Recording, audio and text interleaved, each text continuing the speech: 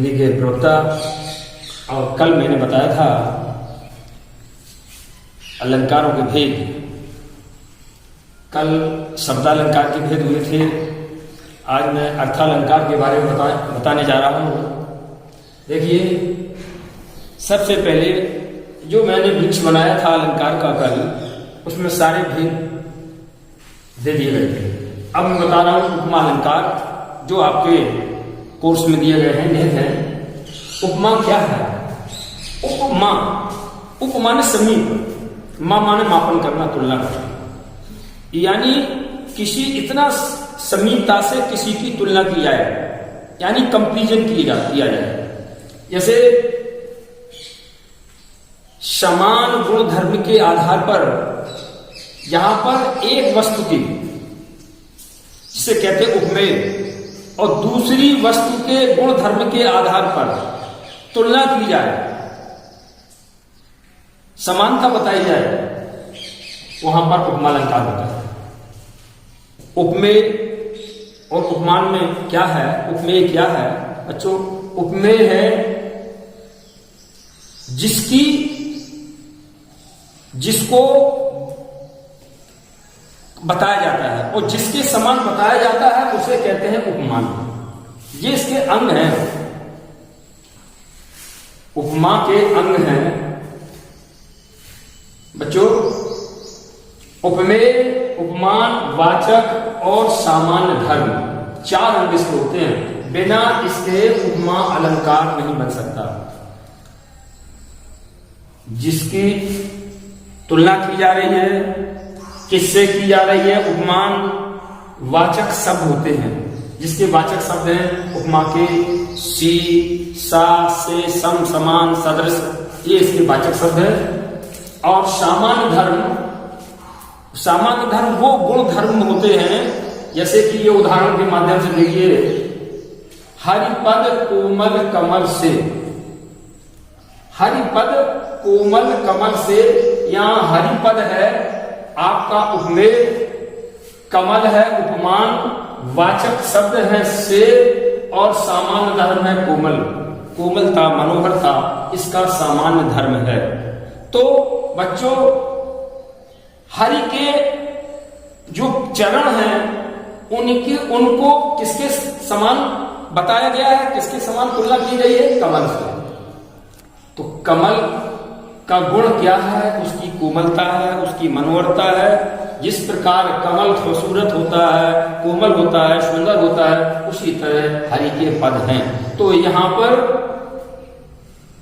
इस पद में, जिस काव्य में समान गुण धर्म के आधार पर, जब किसी एक वस्तु की दूसरे वस्तु के गुण धर्म के आधार पर कंपैरिजन किया जाए, तुलना किया जाए, वहां पर उपमा अलंकार होता है। देखिए, एक उदाहरण के माध्यम से मैं और समझा दूंगा।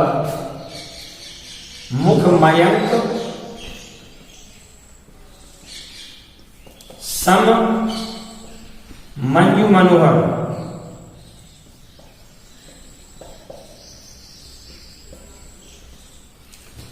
मुख मयंक सम मंजू मनोहर। यहां पर मुख किसका? सीता का मुख।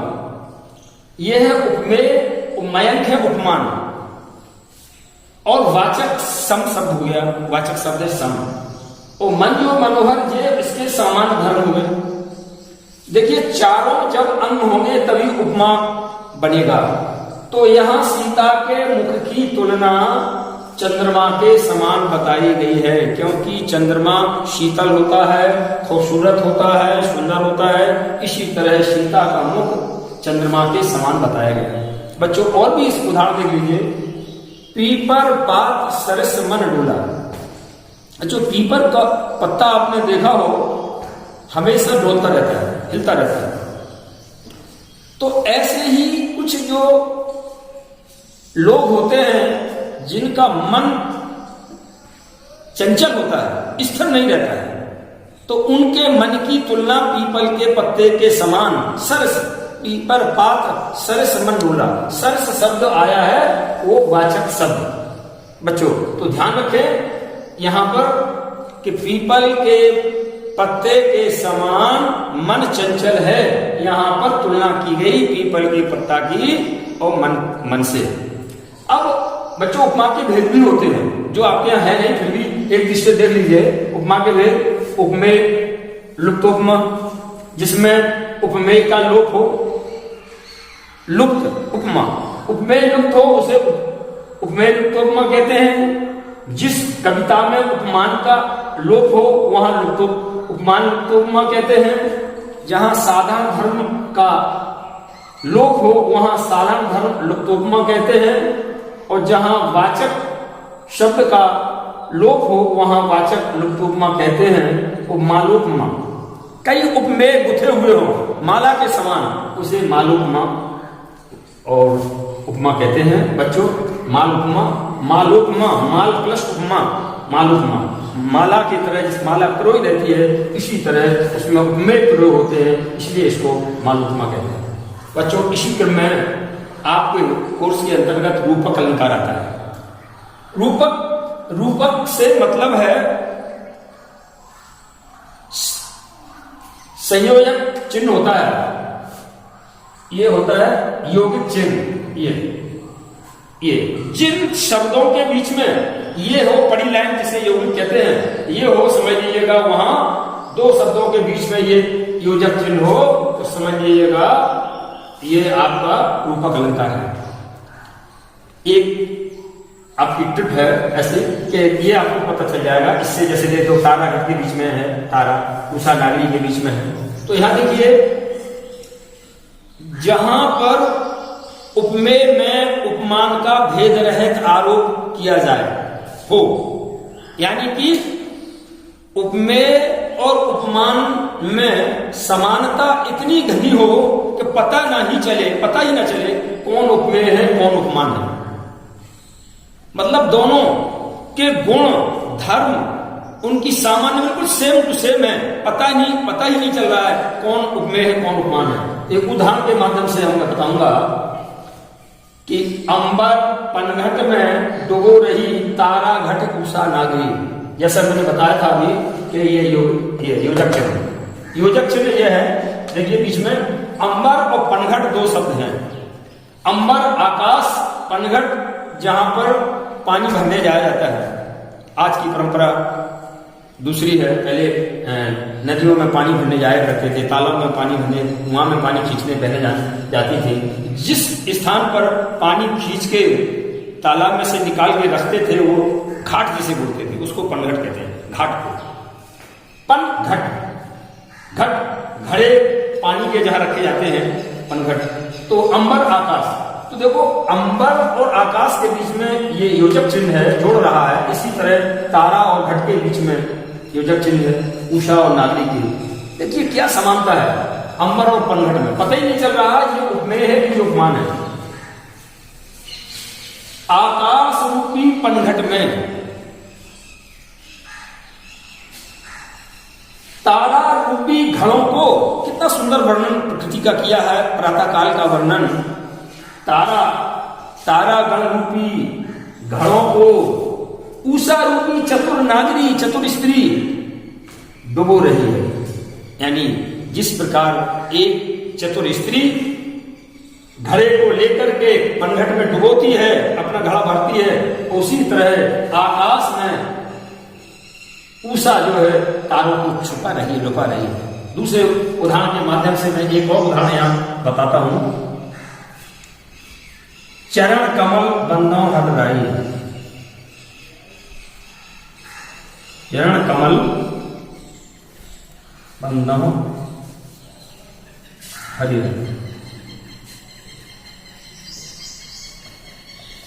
देखिए यहां चरण कमल ये दो शब्द है, ये उपमेय है जो उपमान है पता नहीं है चरण उपमेय है कि कमल उपमेय है। दोनों में इतनी समानता हो गई, इतनी घनी समानता हो गई, पता ही नहीं चल रहा है कौन उपमेय है कौन उपमान है। चरण ही कमल है, कमल ही चरण है।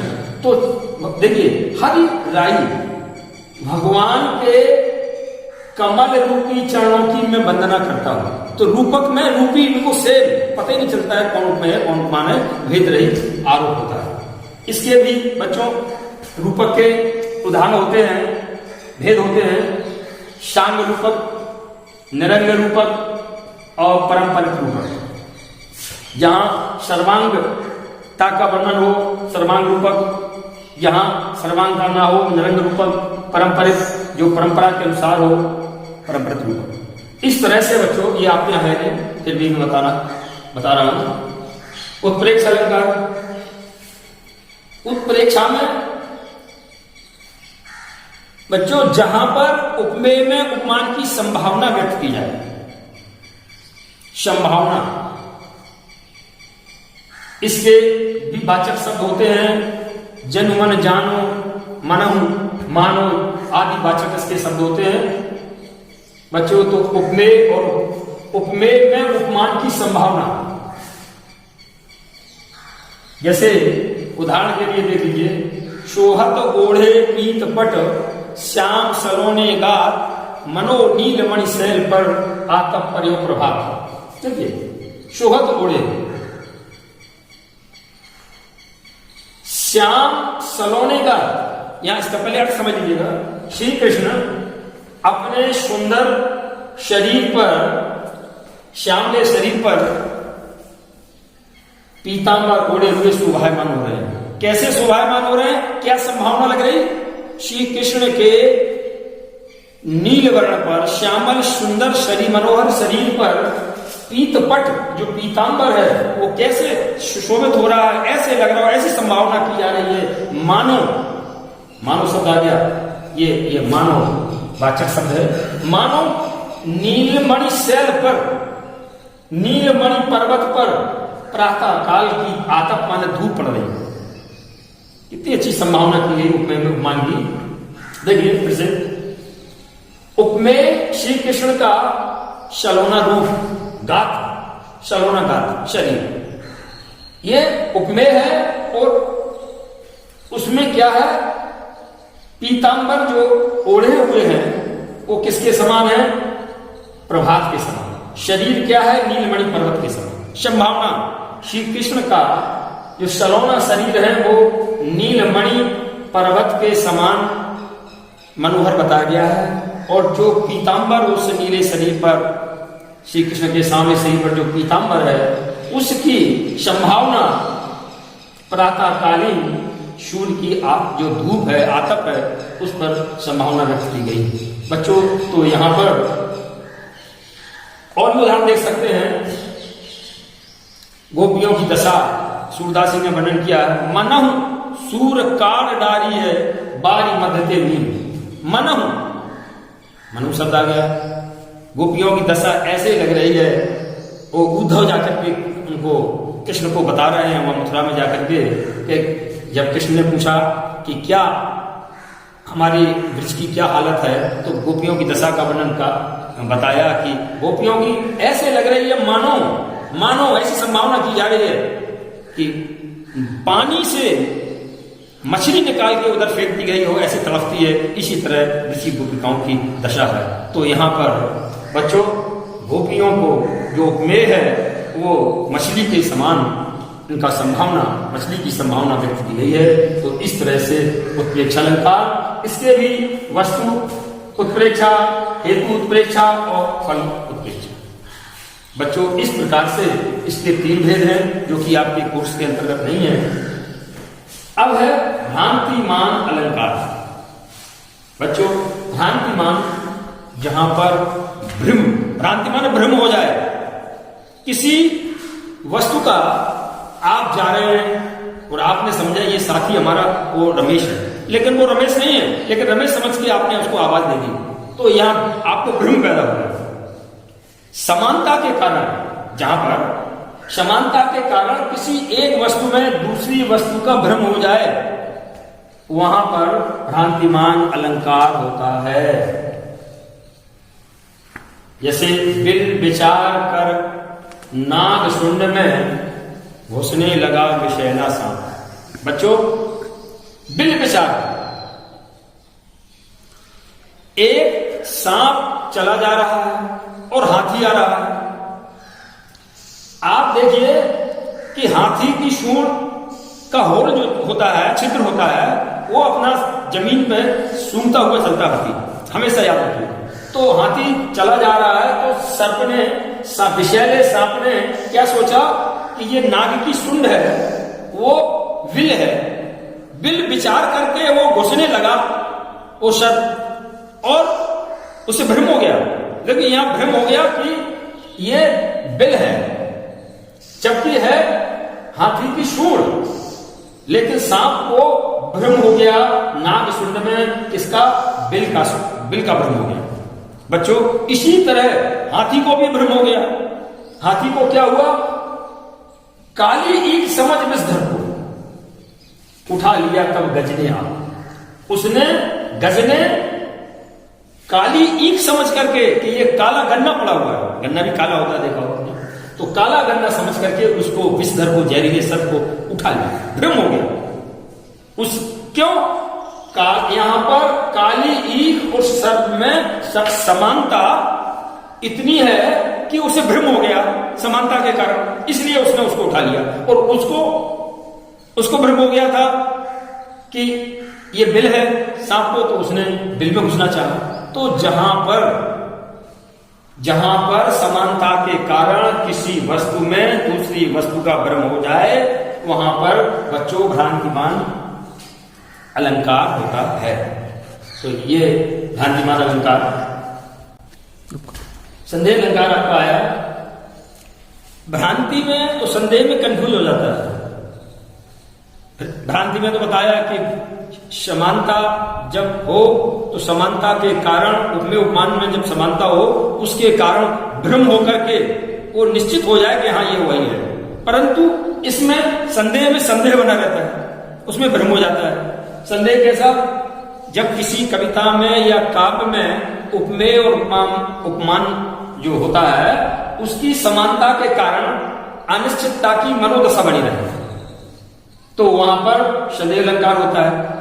और इसके वाचक शब्द हैं कि, या, वा, अथवा, किंबा संस्कृत में आते हैं। तो इस तरह से संदेह अलंकार में, उपमेय उपमान में जो है संदेह हो जाता है, अनिश्चितता की दशा बनी रहती है, ये है या नहीं है, अनिश्चितता रहती है। तो निश्चित उसमें तो भ्रांतिमान में भ्रम होकर के संदेह खत्म हो जाता है और उसको निश्चित मान लिया जाता है। लेकिन इसमें मनोदशा अनिश्चित बनी रहती है। बच्चों देखिए कि उदाहरण से समझिएगा, सारी बीच नारी है कि नारी बीच सारी है, सारी ही नारी है कि नारी ही की सारी है।